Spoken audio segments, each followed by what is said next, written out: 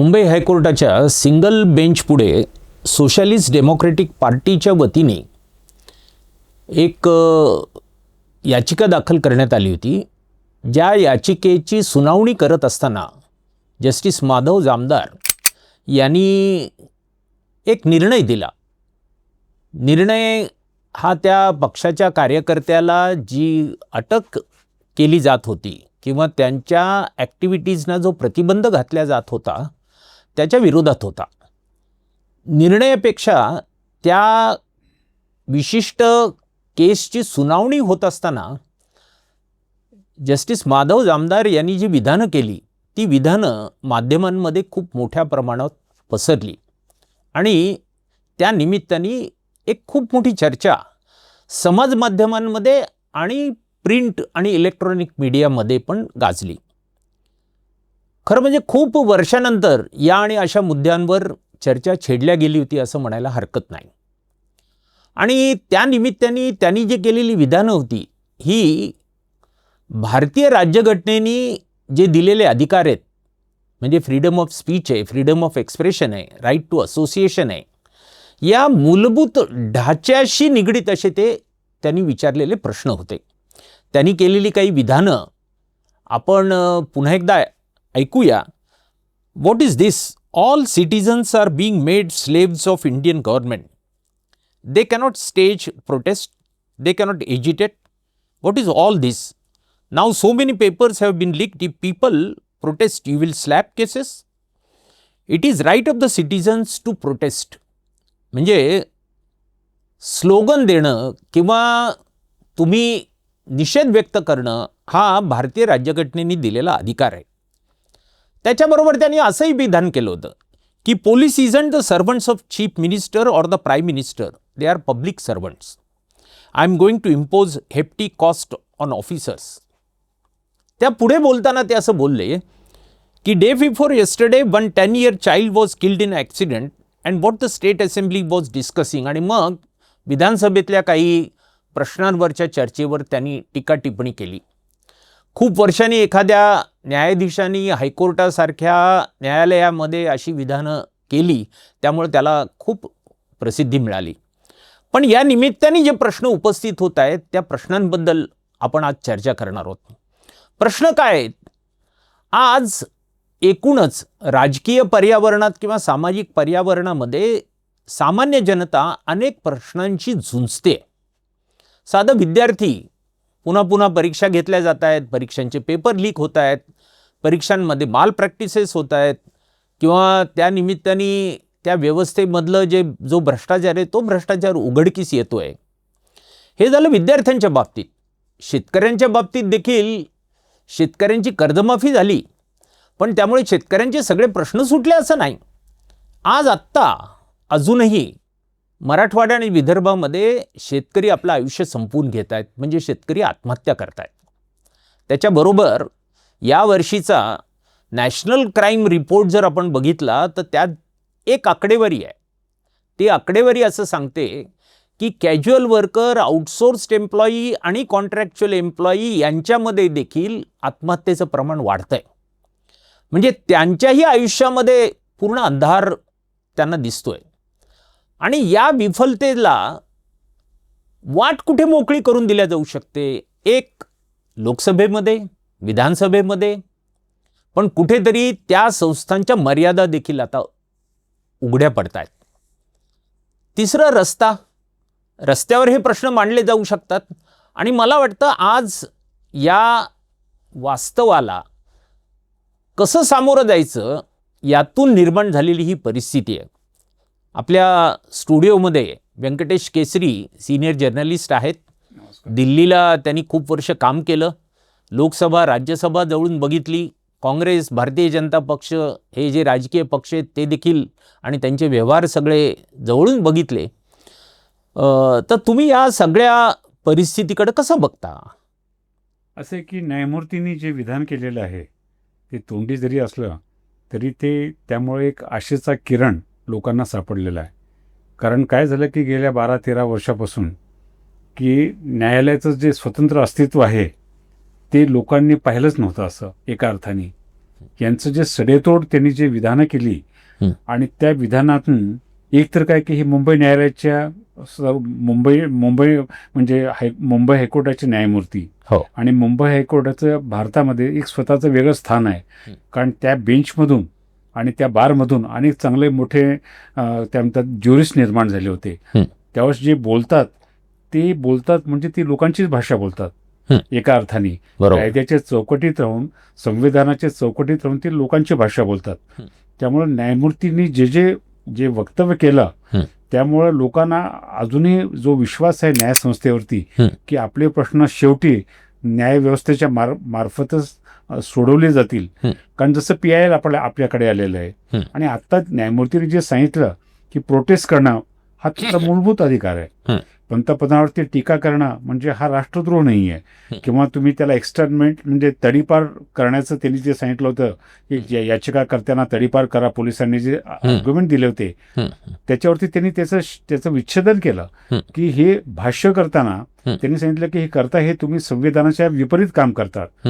पोलिसांना सुनावलं, प्रशासनाला सुनावलं, राज्यकर्त्यांना सुनावलं. हे म्हणजे ह्याचं निकालपत्रात ह्याचं किती रिफ्लेक्शन होईल हा वेगळा भाग आहे. परंतु न्यायमूर्तीकडनं येणं हे राज्यकर्त्यांनी किती घेतलं माहिती नाही, प्रशासनाने किती घेतलं हे कळायला मार्ग नाही. परंतु लोकांना ते आवडलं, माध्यमाने ते उचललं. आणि आता असं आहे की सत्ता जी असते सत्तेमध्ये चेक्स अँड बॅलन्स असतात. म्हणजे विधिमंडळाला संसदेला वाटतं की आपण सर्वोच्च आहोत कारण आपण लोकांचे प्रतिनिधित्व करतो. त्याच्यानंतर मीडियाला वाटतं की आपण लोकांचे प्रश्न घेतो पण तो मीडियाला विशेष अधिकार नाहीत जे इतर राष्ट्रामध्ये आहेत. आणि न्यायपालिकेला वाटतं की आपण घटनेचं संरक्षक आपणच आहोत. त्यामुळे हा टसल होणं हे एका अर्थाने अपरिहार्य आणि ते चांगलंही आहे. परंतु याच्यामध्ये त्यांनी जे सांगितलेलं आहे की मध्यंतरी जे असं आलं होतं की तुम्ही घोडाबाजार केलेला आहे म्हणजे आमदार खासदाराची विक्री होते. याचं भाष्य न्यायमूर्तीकडनं येणं याचा अर्थ आणि याचं गांभीर्य सत्ताधाऱ्यांना हे कळायला पाहिजे. जर त्यांना नाही कळालं तर त्याची रिॲक्शन लोकांतून येऊ शकते. कारण काय झालं की याच्यामध्ये हा जो प्रश्न आहे की PIL आपल्याकडे आलं, पब्लिक इंटरेस्ट लिटिगेशन, किंवा अनेकदा स्वतः न्यायमूर्ती सो मोठं दखल घेतात एखादी घटना असेल तर. जर न्यायपालिका थोडी जरी सक्रिय झाली तर न्यायपालिका फक्त निवाडा न देता ते लोकांना न्याय देईल हा विश्वास कुठे ना कुठे लोकांच्या मनात निर्माण ह्या न्यायमूर्तींच्या विधानांनी झालेला आहे. मला असं वाटतं की हे डोळ्यात अंजण घालावं अशा प्रकारचं आहे की तुम्ही पंतप्रधानावरती टीका करू शकता, मुख्यमंत्र्यावरती करू शकता, राज्यकर्त्यावरती करू शकता आणि हे सर्व संसदेच्या घटनेत राहून म्हणजे टीका करण्याचा फंडामेंटल राईट्स मूलभूत अधिकार लोकांना आहे. प्रोटेस्ट करण्याचा म्हणजे निषेध करण्याचा, प्रोटेस्ट म्हणजे निषेधात्मक कृती करण्याचा अधिकार लोकांमध्ये आहे. लोकांना अधिकार तो आहे आणि तो घटनेने दिलेला आहे. तुम्ही घटनेचं वेगळं इंटरप्रिटेशन करण्याच्या भानगडीत पडू नका. जे आहे ते क्रिस्टल क्लिअर आहे काय करायचं आणि काय नाही. मला वाटतं हे त्यांनी संक्षेपाने राज्यकर्त्यांना आणि सत्ताधाऱ्यांना सांगितलेलं. बरोबर. आपल्या स्टुडिओमध्ये सुहास सरदेशमुख सिनियर जर्नलिस्ट आहेत. मी त्यांनाही या निमित्ताने असा एक प्रश्न विचारू इच्छितो की याचा अर्थ संसदीय राजकारणाच्या मर्यादा ह्या अधिक शार्पली वर येत आहेत असं होतं. निश्चितपणे असं पण होतं. आता बघा मधल्या काळामध्ये कॉक्रोच जनता पार्टीचा जन्म कसा झाला असं जर आठवून बघितलं तर तेही एक विधानच होतं. ते बाहेर केलेलं होतं, निकालाच्या वेळेस नव्हतं पण ते बाहेर केलेलं विधान होतं. आणि कुणीतरी कॉक्रोच आहे प्रश्न विचारणारा असं ज्यावेळेस व्यवस्थेतल्या एखाद्या माणसाला वाटतं तेव्हा त्याला चॅलेंज करणारा एक प्रश्न जन्माला येतो की हो आम्ही पण कॉक्रोचच आहोत. आणि मग पार्टीच जन्माला येते त्याच्यातून किंवा एक आंदोलनच उभं राहतं ज्याच्या विरोधात आपण नीटचं आंदोलन जे म्हणतोय तर ते अशा एका विधानातून जन्माला आलेलं आहे. बरोबर. मग याचा अर्थ असा आहे की प्रश्न जर नीट कॉइन केलेला असेल, जर खूप शार्प असेल तर तो कोणत्याही सत्तेतल्या माणसाला किंवा कोणत्याही व्यवस्थेतल्या माणसाला आवडत नसतो.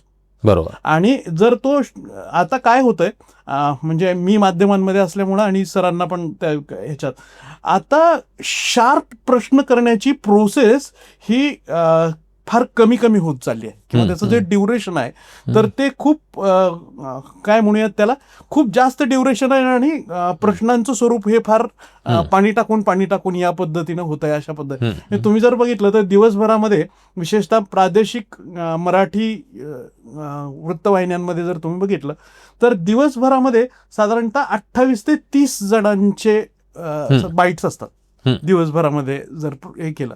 आणि 28 ते 30 जणांकडून साधारणतः जे विचारले जाणारे प्रश्न आहेत, म्हणजे व्यवस्थेला प्रश्न विचारले जाणारे किंवा सातत्याने जे माणसं प्रश्न विचारत आहेत ना, तर त्या प्रश्न विचारण्याचा टोन हा कोणीतरी आमचा विरोधक आहे आणि तो असंच विचारणार अशा पद्धतीचा आहे. उलट त्या व्यवस्थेमधला हा दोष दाखवतो आहे आणि हा दोष दुरुस्त करायचा आहे अशा पद्धतीनंच व्यवस्थेनं किंवा सरकारने ते प्रश्न स्वीकारायला हवेत. तसे स्वीकारले जात नाहीत, ही ह्या सगळ्या याची गोंधळाची परिस्थिती त्याच्यामुळे निर्माण होते असं मला वाटतं. बरोबर.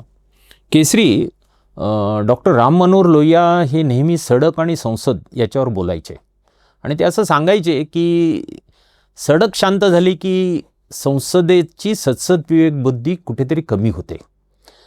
तर सडक आणि संसद याच्यामधला जो समतोल आहे तो कुठेतरी ढासळतो आहे आणि सडक ही दिवसेंदिवस इथली शासन व्यवस्था आणि दमन यंत्रणा हे दोघे तिचा आवाज आणि दाबू पाहतायत, मुस्कटदाबी करतायत. त्यातून ही सगळी परिस्थिती निर्माण होती असं वाटतं का तुम्हाला? असे की म्हणजे 1981 म्हणजे 80च्या नंतर अशी मोठी आंदोलनं आपल्याकडे झालेली नाही आहेत. जी मोठी आंदोलन झाली ती एक म्हणजे अयोध्या आणि दुसरी झाली ती मंडलवरती, आरक्षणावरती. लोकांच्या प्रश्नावरती पूर्वी जी आंदोलनं होत होती ती शेतकऱ्यांचं आंदोलन जे झालं, परंतु त्याला काही मर्यादा होत्या. म्हणजे पंजाब असेल, हरियाणा असेल किंवा उत्तर भारतापुरत्या होत्या. सरकार कोणाला घाबरतं? सरकार आणि प्रशासन हे सर्वात जास्त घाबरतं लोकांना. लोकांचे दबाव जसे निर्माण होतात तसे निर्णय बदलले जातात, तशा प्रमाणात निर्णय घेतले जातात. म्हणजे लोहिया असताना किंवा 1980 पर्यंतचं जे आंदोलन झालं त्याला स्वातंत्र्याची आंदोलनाची पार्श्वभूमी होती. वेगवेगळ्या प्रश्नावरती आणि जनतेच्या प्रश्नावरती, एका सेक्शनच्या नव्हत्या. तुम्हाला माहिती असेल की मुंबईमध्ये टेक्स्टाईल वर्कर्सचा संप झाला 1980-81चा आणि त्याच्यानंतर मोठे संपच झाले नाहीत. त्याच्या अगोदरचे संप होते महागाई, बेकारी, भ्रष्टाचार, पाणी. मृणाल गोरे होत्या, त्या पाणीवाली बाई म्हणायच्या, लाटणं मोर्चा काढल्या होत्या. त्यावेळेस भाऊसाहेब वर्तक हे अन्नमंत्री होते, त्यांना पळावं लागलं ते. म्हणजे आंदोलनामध्ये कल्पकता होती, विषय लोकांचेच होते आणि हेच विषय कायमचे राहणार आहेत. परंतु आंदोलनात कल्पकता आणि नेतृत्वामध्ये जोम असेल तर सरकार त्यांना फार काळ त्यांना काय म्हणतात त्याला असं दुर्लक्ष करू शकत नाही. सुदैवाने किंवा दुर्दैवाने जे असेल अशा प्रकारचे सध्या ह्या घटना घडत नसल्यामुळं संसद असेल किंवा विधिमंडळ असेल त्यांना वाटतं की आपण सर्वोच्च आहोत. वास्तविक पाहता ते नाही आहेत, ते सर्वोच्च नाही, ते अकाउंटेबल आहेत. त्यांना दर 5 वर्षांनी लोकांकडे जाऊन त्यांना मतं मागावी लागतात आणि लोकांनी त्यांना जे अधिकार दिलेले असतात त्यातून त्यांना सत्ता मिळते. ते स्वतः सत्ताधीश जन्मजात नाही आहेत, ते दर 5 वर्षांनी ही प्रक्रिया होती. तर ती प्रक्रिया कुठं ना कुठे ती अशक्त कमजोर होत चाललेली. संसदेमध्ये आरडाओरडा असतो. म्हणजे तुम्हाला सांगतो 1977 साली पहिल्यांदा जनता पार्टीचं सरकार आल्यानंतर विरोधी पक्षनेता हे रेकग्नाइज्ड अशी पोस्ट निर्माण करण्यात आली. त्यांना काही सवलती दिल्या, त्यांना कॅबिनेट मंत्र्याचा दर्जा दिला. आणि आता सुद्धा काही महत्त्वाचे अपॉइंटमेंट असेल तर त्याच्यामध्ये विरोधी पक्ष नेत्यांना त्यांना से असतो. म्हणजे त्यांच्या सेला काही अर्थ नाही, कारण मेजॉरिटी तिघांची असेल, 2 एकेकडे असतील तर त्यांचा से नसेल, परंतु त्यांना ते ठेवावं लागतं. परंतु 1977च्या अगोदर विरोधी पक्ष संख्येनं संसदेत कमी असला तरी त्यांचा आवाज जास्त प्रखर होता, कारण त्यांना त्या संसदेची आयुध ते वापरत होती आणि त्यामुळं त्यांचा आवाज हा जास्त लोकांपर्यंत जात होता. आता हा आरडाओरडा झालेला आहे आणि दुर्दैव असेल किंवा सुदैव काय असेल, पण तो इलेक्ट्रॉनिक मीडिया आल्यानंतर त्या प्रश्नाच्या गाभाशी कोणी जात नाही आहे. त्यामुळे ह्याला मर्यादा आहेत. त्याचा एक फायदाही आहे की तुम्हाला संसद घरी बसून पाहता येते, विधिमंडळ घरी त्याचं कामकाज घरी बसून पाहता येतं, परंतु त्यातला जो जोश आहे आणि जोम आहे तो कमी झालेला आहे. त्यामुळे आता ही नवीन प्रकारचे त्यांना विरोधी पक्ष असतील, त्यांना नवीन प्रकारची कल्पकता आणावं लागेल आंदोलनामध्ये. परंतु हे मात्र खरं की सडक जी आहे हं. ही सडक कधीही इररिलेव्हंट भारतीय राजकारणात होऊ शकणार नाही, भारतीय राजकारणात नाही, जगाच्या राजकारणामध्ये. हं. म्हणजे सत्ता आल्यानंतर सत्तेतले लोक कसे घाबरले हं. ते आपण शेजारच्या राष्ट्रात पाहिलेले आहेत. हं. बांगलादेश असेल, नेपाळ असेल, श्रीलंका असेल. हं. म्हणजे बहुमत तुमच्याकडे असेल पण त्याला लोकांचं अधिष्ठान नसेल तर तुम्ही सरकार चालवू शकत नाही, हे त्यांनी दाखवून दिलेलं आहे. सरदेशमुख, आता एरवी आपण जेव्हा लोकांमध्ये जातो तेव्हा खूप प्रश्न आपल्याला बघायला मिळतात आणि त्यातला असंतोष पण जाणवतो. तर संसदीय राजकारणामध्ये त्याचे जे पडसाद उमटायला पाहिजेत किंवा सत्ताधाऱ्यांकडून त्याला जो प्रतिसाद मिळायला पाहिजे आणि त्यातून त्याची कुठेतरी सोडवणूक होते किंवा ते ॲड्रेस केल्या जात आहेत, असं चित्र सध्याच्या राजकारणामध्ये दिसत नाही.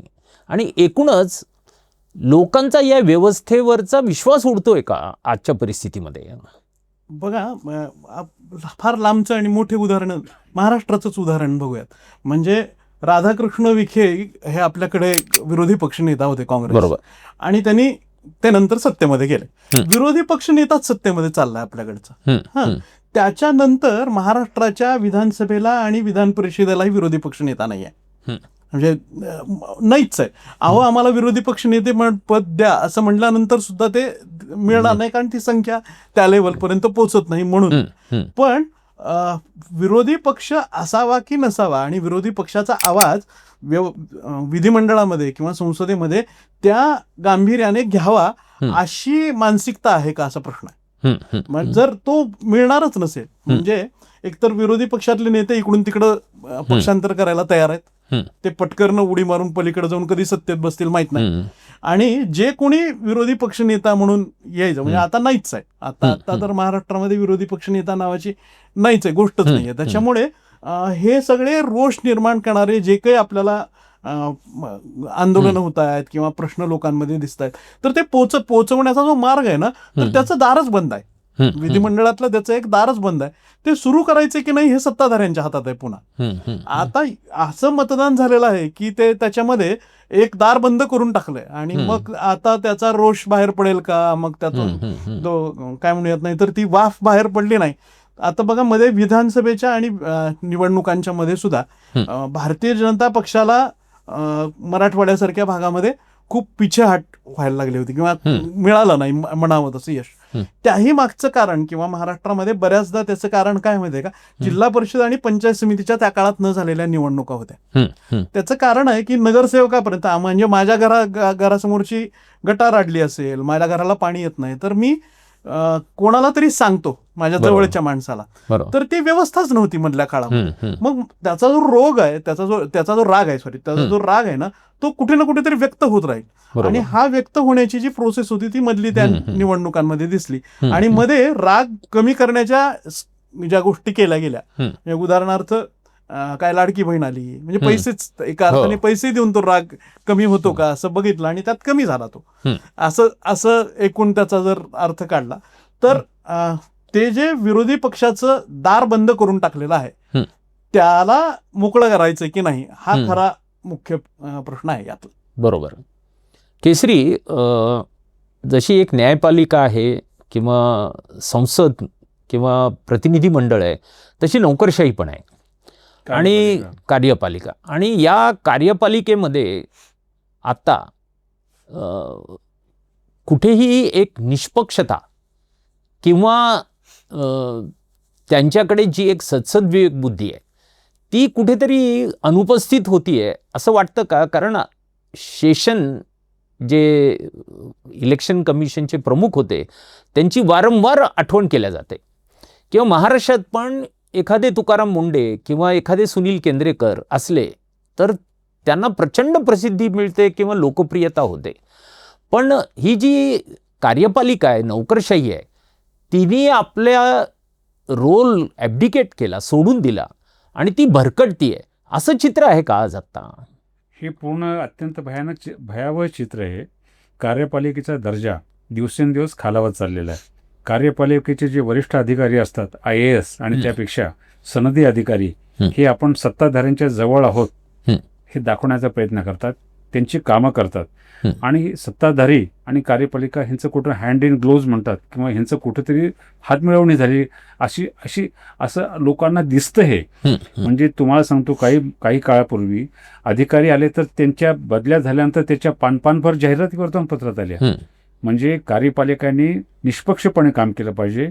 जनहिताचं म्हणजे विधिमंडळ किंवा संसद हे काम कायदे करते, कायदे मंडळ असतात, त्यांनी केलेली कायद्याची निरपेक्षपणे अत्यंत चांगल्या काटेकोरपणे त्यांनी अंमलबजावणी करणं हे अपेक्षा असताना तुम्ही तहसीलदारापासून मुख्य सचिवापर्यंत तुम्ही पहा की हे जर सरकारच्या जवळ जात असतील लोकांनी काय करायचं.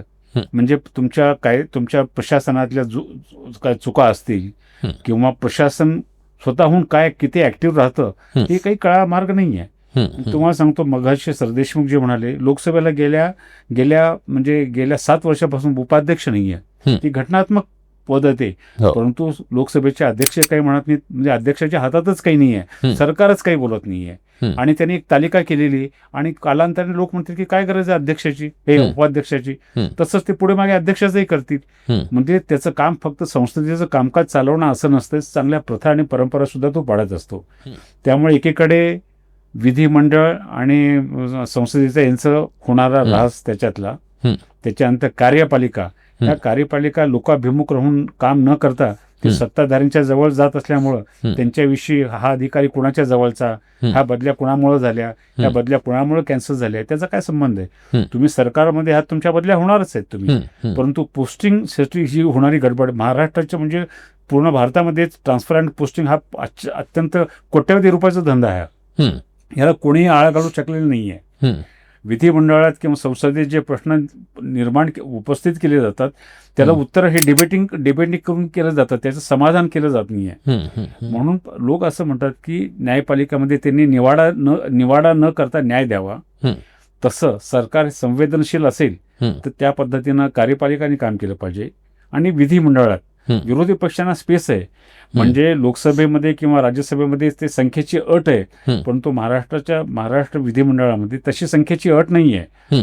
ते देऊ शकतात, तसे संकेत आहेत, तशा परंपरा आहेत. परंतु तांत्रिक कारण करून ते न देणे आणि विरोधी पक्षांनी याचना करून आम्हाला पद द्या म्हणणे याला काही अर्थ नाही आहे. विरोधी पक्ष जेवढ्या प्रखरपणे आपल्या भूमिका म्हणते, तुम्हाला सांगतो महाराष्ट्र विधानसभेमध्ये एकेकाळी छगन भुजबळ हे एकमेव शिवसेनेचे आमदार होते, पण एकट्याने त्यांनी ती संसद विधानसभा त्यांनी गाजवली होती. तसंच ह्याच्यामध्ये संसदेत सुद्धा कमी संख्या असूनही तुम्ही अत्यंत पोटतिडकीने आणि अत्यंत परिणामकारक पद्धतीनं तुम्ही लोकांचे प्रश्न मांडू शकता. त्याला संख्येची गरज नाहीये. संख्या कशासाठी पाहिजे? तुमचे बिल पास करण्यासाठी. परंतु विरोधी पक्षातला एक मनुष्य सुद्धा तो लाखाच्या बरोबरीचा असतो. असं म्हणायचे की मधुलेमे ज्यावेळेस उभं राहायचे त्यावेळेस त्यांचा प्रश्नाचा काळ अर्धा तासापेक्षा जास्त जायचा, कारण ते एवढे तांत्रिक त्रुटी दाखवायचे, त्यामुळे तो स्पीकर घाबरून जायचे ते. तर अशा पद्धतीचे तालेवार जर विरोधी पक्ष नेते असले तर सरकार फार काळ स्वतःला लपून ठेवू शकत नाही. त्यांना कुठे ना कुठे ह्यांना उत्तर द्यावं लागतं. आता काय झालं की डिबेटिंग सारखं तुम्ही एक प्रश्न म्हटला की त्या प्रश्नाला मी खोडतो. खोडणे आणि प्रश्न मांडणे ह्याच्यात जीव किती असतो.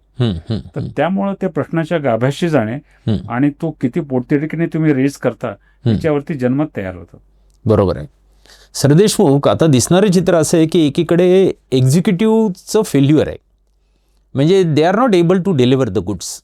दुसरीकडे ही जी पूर्ण प्रतिनिधी मंडळ आहेत, विधानसभा असो, विधान परिषद असो, लोकसभा असो, राज्यसभा असो, ती तांत्रिकदृष्ट्या आपल्या जागी आहेत, पण त्यांचा जो रोल आहे आणि त्यांची जी रिस्पॉन्सिबिलिटी ती ते बजावत नाहीत. आणि त्यामुळं लोकांचे प्रश्न सुटण्यासाठी उपलब्ध असलेले जे मार्ग आहेत ते हळूहळू खुंटत आहेत आणि त्यातूनच लोक ज्युडिशियरीकडे एका मोठ्या आशेने बघत आहेत. आणि त्यातून ही जी घटना आहे ती घटना घडली असं वाटतं का तुम्हाला? पण निश्चितपणे म्हणजे शेवटी न्याय मिळण्याचा एकमेव मार्ग तोच राहतो की काहीच नसेल तर चला बाबा कोर्टातून तरी आपल्याला काही गोष्टी मिळतील, या भरोशावर लोक वर्षानुवर्ष आहेत आपल्याकडे. आणि ती प्रोसेस काही बंद होण्याचं कारण पण नाही. म्हणजे अजूनही तो फ्लो तसाच आहे, तिथपर्यंत लोक येतात.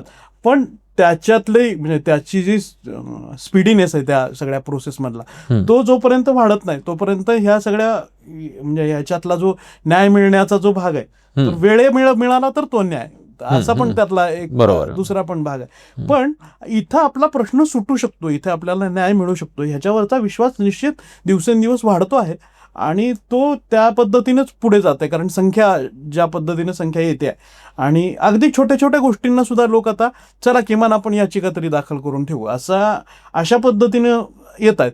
त्याच्यामुळे न्यायालयाच्याच म्हणजे त्यांच्यावर खूप कामाचा ताण आणि हे जरी येत असलं तरी सुद्धा तो निश्चितपणे त्यांच्यापर्यंत, याचा अर्थ बाकीच्या सगळ्या इन्स्टिट्यूट हळूहळू त्यांचं कार्य नीट करत नाहीत असा पण त्याचा दुसरा अर्थ आहे. की समजा म्हणजे असं म्हणतात कलेक्टरांपर्यंत एखादी एक माणूस तक्रार घेऊन आला तर ते म्हणतात तू हे तलाठ्याचं काम आहे, तू तलाठ्यांकडे का नाही गेलास. तर तलाठी काम करत नाही म्हणून तिथपर्यंत आलाय, म्हणजे मग कलेक्टर काम करत नाही म्हणून न्यायालयापर्यंत जायला लागतं, किंवा त्या सगळ्या व्यवस्थेमधल्या सगळे दोष कितपर्यंत सगळ्या धडका मारून झाल्यानंतर लोक न्यायालयापर्यंत येतात. त्याच्यामुळे हे निश्चितपणे आहे की लोकांचा न्यायालयावरचा विश्वास आहेच आहे आणि तो दिवसेंदिवस वाढतोय, कारण सगळंच फेल्युअर दिसतंय सगळ्यांना. बरोबर. केसरी, काल एक लोकप्रतिनिधीने असं विधान केलं की करप्शन करा पण त्याला थोडा तरी घरबंद राहू द्या. एकूणच राजकारणामध्ये किंवा आपल्या पब्लिक लाईफमध्ये, समाज जीवनामध्ये नैतिकता ही जवळजवळ संपत आली. आता नैतिकता संपलेली आहे, संपत नाही आहे. ती समाजकारणात नाही, राजकारणात नाही, दैनंदिन जीवनात नाही आहे आणि लोकांनी ते मान्य केलेलं आहे. एकदा लोकसभेत बोलताना अटल बिहारी वाजपेयी विरोधी पक्षनेते होते, ते म्हणाले लोक करप्शनला आता सुविधा शुल्क म्हणतात.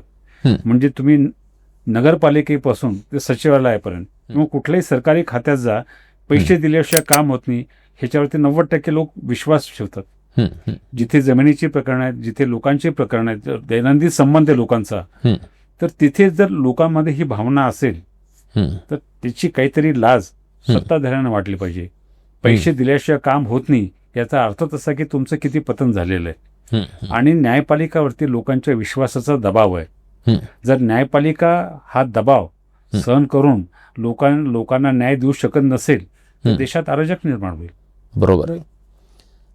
सरदेशमुख, आता शेवटी एकच शेवटचं की या देशाला महात्मा गांधी मिळाले, त्याच्यानंतर आणीबाणीच्या वेळी जयप्रकाश नारायण मिळाले आणि मग समाज जीवनामध्ये एक मोठी उथलपुथल झाली किंवा एक राजकारणाला, समाजकारणाला, राष्ट्रीय जीवनाला एक दिशा मिळाली.